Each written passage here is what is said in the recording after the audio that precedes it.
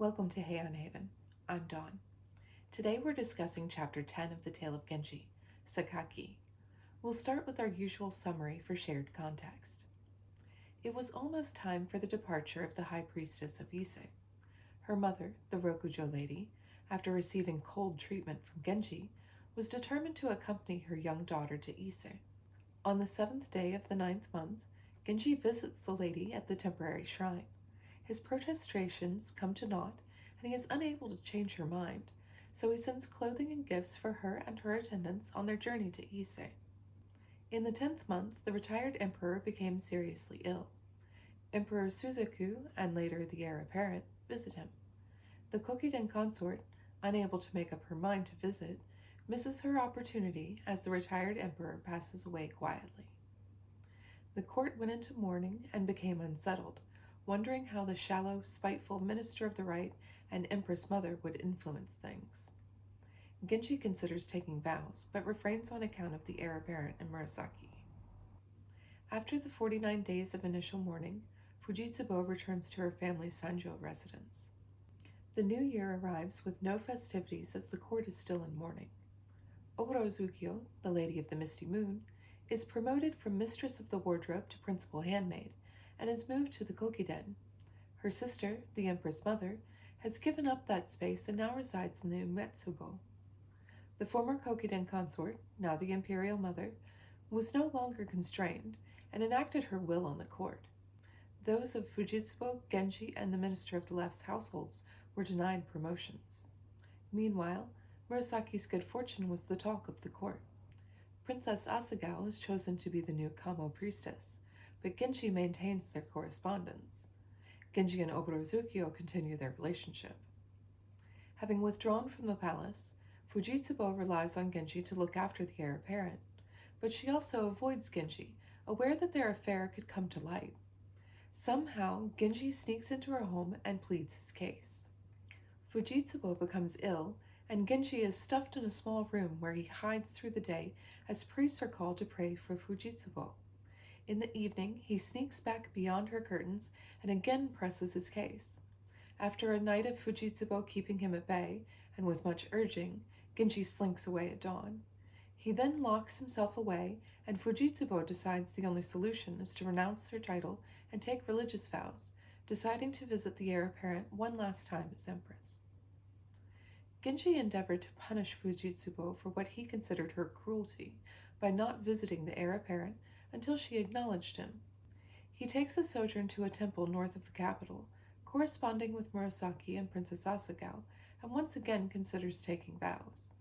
Genji returns from his religious retreat to find Murasaki more womanly and Fujitsubo as cool as ever. He visits the emperor and the heir apparent. After an incident in the corridor, he avoids Oborozukyo for a time, so she sends him a poem, which he answers. Just after the 1-year anniversary of the late retired emperor's death, Fujitsubo arranges elaborate scripture readings in honor of her father, a former emperor, her mother, the empress, and the late retired emperor. To everyone's shock, she then takes vows and becomes a nun. With the change in court, the retainers for Genji and Fujitsubo and the sons of the Minister of the Left were all passed over for promotions. The Minister of the Left, despite His Majesty's wishes, resigned his office, and the Minister of the Right and the Imperial Mother were in full ascendance. Genji, who was not attending court, occupied himself with sutra readings and poetry games. Tono Chujo hosted a banquet for the winners of one of these poetry contests, and his young son impressed Genji with a song. Oborozukyo withdrew from the court due to illness, and she and Genji continued their affair.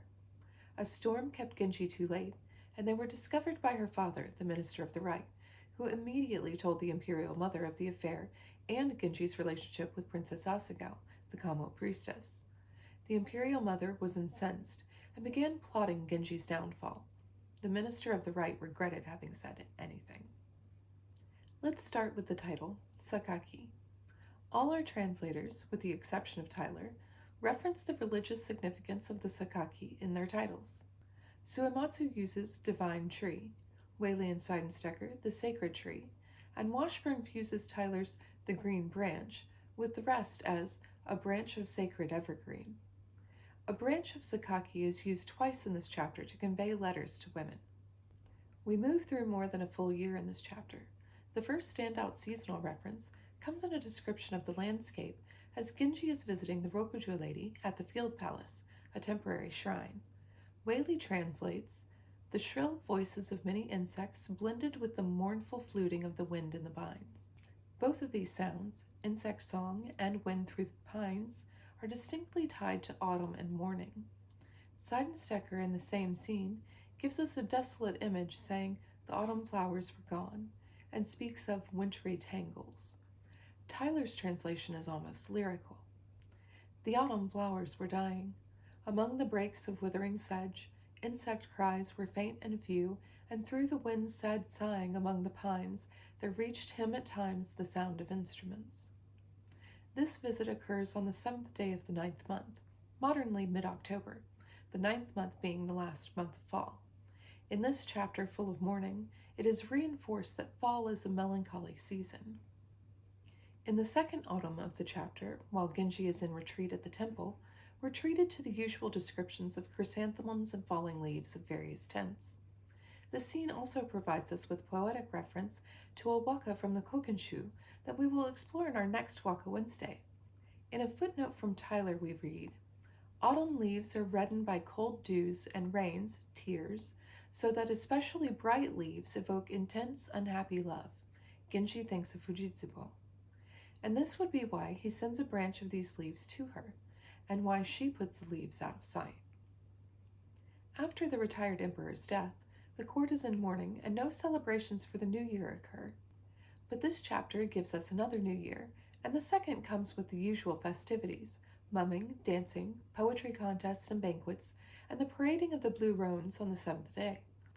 You may recall our discussion of this parading of horses from chapter 6, where we learned that the horses were, until the 10th century, actually blue roans and not white horses, which still makes me raise an eyebrow at the use of white horses instead of blue roans in translation, as the change happened close to our author's time and reveals which of our translators had access to the knowledge of that change.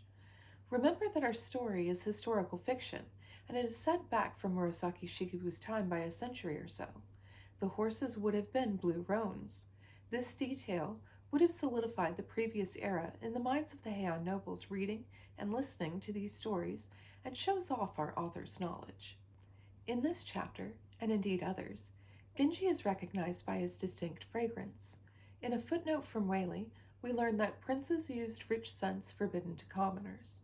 And as I have read the entire tale, I can say that fragrance will show up again and again as a method of identifying someone.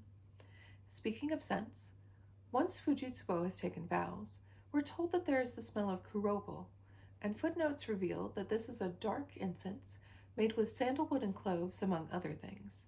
Tyler says it's a blend of 6 kinds of incense that is used to scent winter clothes. Let's move from fragrance to makeup and talk a little about Ohaguro. When Fujitsubo visits her son, the heir apparent, his mouth or teeth are described as dark and a little stained or decayed. Washburn says his teeth are almost blackened like a girl, but Tyler and Seidensticker express it as Fujitsubo wondering what her son would look like as a girl. Ohaguro is blackening of the teeth. In Japan, this was done as early as the Kofun period. During the Heian period, it was common for girls to have their teeth blackened starting at their mogi or coming-of-age ceremony, which is also when they would start wearing makeup regularly. By the end of the Heian period, male court nobles were also blackening their teeth. This blackening was done with iron filings dissolved in vinegar that was painted onto the teeth. I highly recommend a video on the Sengoku Studies channel that explores this topic. There's a link in the description down below. At some point I'll make a video showing how to achieve an approximation of Heian period makeup using modern theatrical makeup, including applying tooth black. We have a translation difference to do with Fujitsubo's hair in 2 places. When Genji sneaks into her villa at one point, he catches hold of her clothing, trying to pull her to him. Her hair is caught in the clothing, and she is unable to escape. Waley says her hair is caught in a buckle, but this is once again his misunderstanding of the period's clothing. There are no buckles on noblewomen's robes. In this scene, Fujitsubo is wearing her hair as most noble women do, long, as in body length and reaching to the floor long. Which leads me to the second reference. When Fujitsubo takes vows, she has the priest cut her hair. Her long tresses are cut short, probably just past her shoulders, though Waley says her head is shaved. Waley gets a lot of details wrong. After Fujitsubo takes vows, Genji realizes that she will need new furnishings and clothing to reflect her new station. He takes it upon himself to outfit her and her ladies, especially Omyobu, appropriately. This instance is one of 3 times in this chapter that Genji gives major gifts. He also presents gifts to the monks and priests at the temple he visits, including gifts for the mountain folk. And when the Rokujo lady cannot be convinced to stay, Genji makes sure to send garments and items for her and her attendants so their journey is provided for. Genji also makes a smaller gift to Tonochujo's son. The boy sings beautifully, and in a move that echoes his father's actions, he gives the child his own robe. That leads us well into clothing references. Our first reference is to the way Genji and his retainers are dressed when he visits the Rokujo lady at the temporary shrine. Genji is completely decked out in his finest clothing, but his attendants are dressed rather simply. In comparison, when Genji makes visits to Oborozukyo, he is in his usual disguise. Do you remember when we previously discussed the clothes for mourning? This is mourning as in grieving, not mourning as in the beginning of the day. I said that I remembered from somewhere that mourning robes were sometimes made from wisteria cloth. Well, the reference is actually in this chapter. Suematsu says in a footnote, a dress made of the bark of wisteria was worn by those who were in deep mourning for near relatives. But none of our other translators mention it, and I can't find a source in English that says anything about it either. Without another reference, I'm reluctant to say that this was definitely a thing. Wisteria or Fuji cloth was definitely made, and is still made, but its use as a material for mourning robes is still up in the air for me. In the text, mourning robes are described as unadorned and drab. After Fujitsubo and some of her ladies have taken vows, Genji catches a glimpse of sleeves behind her screens and curtains in light gray and jasmine, according to Waley. Seidensticker says gray and yellow. Tyler concurs, adding in a footnote, blue-gray, aonibi, was normal for a nun. Other possibilities were gray, usunibi, or yellow, kuchinashi. Washburn says the light yellow was tinged with red. With Tyler's footnote and the tinge of Washburn, I'm fairly confident that the color being described is a golden yellow rather than a vibrant yellow. Kuchiba is a color I'm familiar with from Kasane no Irome, the color combinations that women of the period dressed in, and is also in the golden family of yellows, as opposed to ki, which is the word for true yellow. Waley's use of jasmine is also a golden yellow. That's a nice part of reading so many translations. Sometimes I can really drill down on a single word and get something that feels like it's accurate to what Murasaki Shikibu meant when she wrote it. 2 more. When Genji gives a robe to Tonochujo's son, we're told that his skin shimmers through his remaining clothing. This reminds us that in the summer, the silk used for garments was absolutely sheer. Silk organza would probably be a decent, easily attainable substitute. Our last clothing reference is to an obi. When the minister of the rite catches Genji with Oborozukyo, it is a man's obi wound about her hems that first makes him suspicious. Waley and Tyler say that the obi or belt was violet-colored. Seidensticker says it is pale magenta, and Washburn calls it blue tinged with a reddish hue. And just because it irks me when things are wrong, I'd like to point out what I consider to be another clothing misinterpretation from Waley. We are told of colorful sleeves hanging out of carriage windows. This was a thing, so much so that Sei Shonagon, in her pillow book, decries the practice of sewing sleeves on one side of garments larger to hang out of the windows as unbalanced. I happen to agree with her on that. Waley asserts that this tableau was an exquisitely contrived display of colored scarves and cloaks. Yes, there were scarves. Cloaks would probably better translate as robes, though neither of those facts changed that it was specifically sleeves hanging out of those windows. I'm sure it was an exquisitely contrived display. Appearances were nigh unto everything. And here's something a little neat. I found a translation error in Waley. The High Priestess of Ise was purified in the Katsura River. Our other translators give the date as the 16th of the 9th month, which makes sense as Genji had earlier visited her mother in the field palace on the 7th, but Waley erroneously states the date as the 16th of the 7th month. This is one of those little things I may not have noticed without reading multiple translations, though the jump from 9th month back to 7th did catch my eye even before I read the next 3 translations. I feel like I've picked on Waley a lot this chapter. Though it's not one of our usual topics, I'm frequently delighted by the narrator's comments as they reveal little cultural tidbits. This chapter provided 2. In the first, our narrator asserts that she didn't write everything down from a certain incident. This was when the retired emperor was speaking to Genji on how to handle affairs of state for the heir apparent, because women weren't meant to know about such things. It almost sounds sarcastic in the way she says she's already said too much. The second instance references a warning from the poet Kinosura Yuki not to write or record poems while inebriated. This comment is all the more interesting because the warning only survives as this reference and does not appear in any of Tsurayuki's surviving work. I found myself really enjoying Washburn for this chapter. It felt like he was able to catch the best of the other translators in his translation.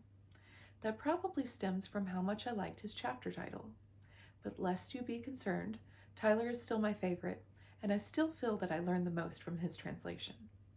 What stood out for you in this chapter? Let me know in the comments. Thank you for watching. Join me next time for Chapter 11, Hanachiro Sato, Falling Flowers. Subscribe if you'd like to explore the Heian period of Japan with me through the tale of Genji.